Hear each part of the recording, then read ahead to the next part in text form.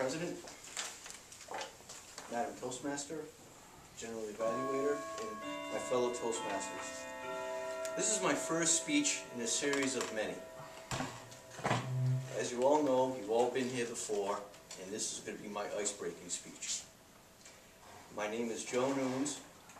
I grew up and lived in Pawtucket as a child.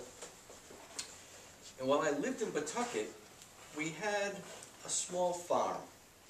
Believe it or not, yes, a farm in the middle of the city. We had rabbits, we had sheep, we had goats, we even had a ram. We had fruit trees, abundance of fruit trees. Couldn't tell you how many we had. We also had a very large garden. During that time, growing up as a child, we were self-sufficient. We made our own sausages, we made our own wine, we made our own preserves. We didn't rely on anyone but ourselves. I lived there until I got married. And at the end of our marriage, we stayed there for a few years. And from there, we moved out to Rehoboth, where I live presently. And I've been living there for 20 years with my wife, Jean, and our daughter, Samantha. My education, yes, I am a mechanical engineer. I graduated from Wentworth Institute of Technology and from Roger Williams University many years ago. As I started my career, I started to design machinery. I worked my way up from machine design to project management, and from there into the business side of engineering. Selling machinery, becoming a sales engineer. This gave me the opportunity to visit with our customers, to speak directly with them, and also, as I'm speaking with them and trying to sell the equipment that we sold, that we made, I'm conceptualizing the design. So my background in engineering and machine design helped me to do that. Because as we're discussing the application, I can sit there and talk to them on a technical level, but yet give them the business aspect as to how they're going to save money by using our equipment. At my current position, I work for FM Approvals. They're out of Norwood, Mass. The sister company, or the parent company, is FM Global out of Johnston, Rhode Island. In that position, in my present position, I am an engineer. We test a number of products, a number of materials. We test everything from rubber tires, to cases of alcohol, to cases of bourbon, to rolls of paper and plastics. My function is to test product for wind and for fire. That's the type of work that we do in our group.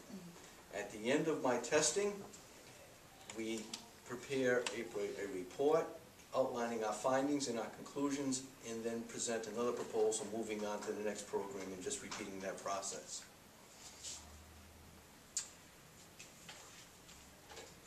Being an engineer, I'm involved with the American Society of Mechanical Engineers. Now, most of you probably have not heard of that society unless you take a walk into your basement and look at your boiler, and there's a little stamp, which means that it was approved by an engineering society, and that's us. I've been involved in that society for over 25 years, where I've gotten an award this year for a member in good standing. I've been involved at the local level, which is the Providence level. I've been chairman there for 6 years. I was involved at the regional level, which was all of New England and Eastern Canada. And also I sat on committees at the national level, which was worldwide. From there, I had the opportunity to travel to Canada, to different parts of the country, do presentations to colleges, do presentations to company presidents, sit in on meetings, and had a wonderful, wonderful opportunity to meet a bunch of beautiful people that we enjoy the same interests, which to us are technology, education, and science.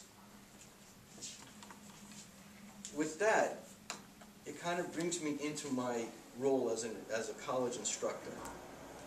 I started off, before I got married, there was an article in the Providence Journal looking for an instructor to teach mathematics to apprentice toolmakers.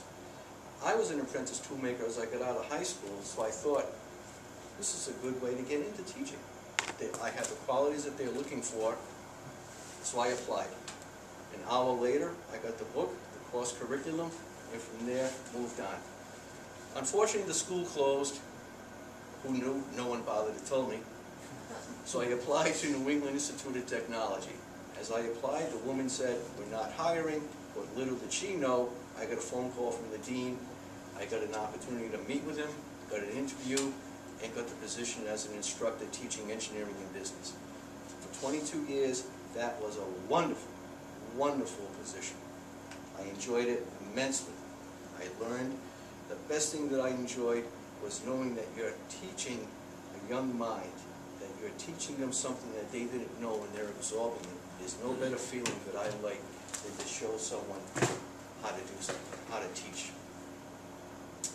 A doctor friend of mine, I did it for 23 years, a doctor friend of mine told me that I was a workaholic and I had to make a decision.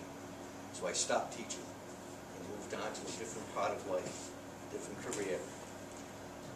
As I was teaching, a friend of mine in town asked me if I wanted to join a Lions Club, so I did.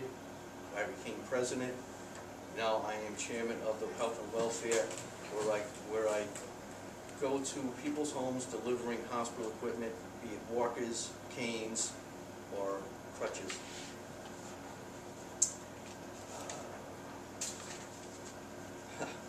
Boy. You wanted a lot. I guess I'm all done. I had a lot more for being involved in different functions. But, well, I thank you, Madam President, Toastmaster. Thank you.